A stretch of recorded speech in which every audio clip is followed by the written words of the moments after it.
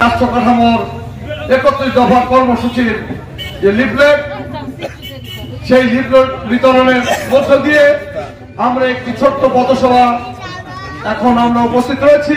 বন্ধুরা, ইতিমধ্যেই কেন্দ্র থেকে আমাকে কিছু নির্দেশনা দেওয়া হয়েছে কিভাবে আগামী দিনে আমরা একসাথে কাজ করব, সবাই মিলেমিশে ধানের শীষের পক্ষে।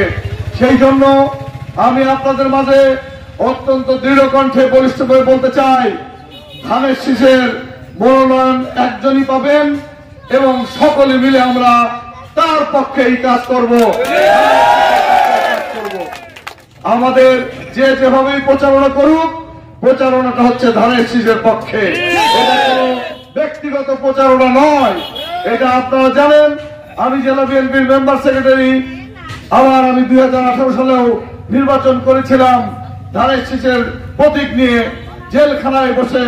তাই আমি বলবো, এবার উন্মুক্ত পরিবেশে যদি দল আমাকে নিয়ে ভাবে, দল আমাকে আমার উপর আস্থা রাখে, ইনশাল্লাহ আগামী দিনে আমি আপনাদের সাথে হয়ে আপনারা আমাদেরকে যে সহযোগিতা করবেন, সেই বিশ্বাসের উপর ভর করে প্রত্যেকটা মানুষের বাড়ি বাড়ি গিয়ে আমরা ভোট ভিক্ষা করব এবং বাংলাদেশ জাতীয়তাবাদী দলের ধানের শীষের পক্ষে একটি গণজোয়ার সৃষ্টি করবো ইনশাআল্লাহ।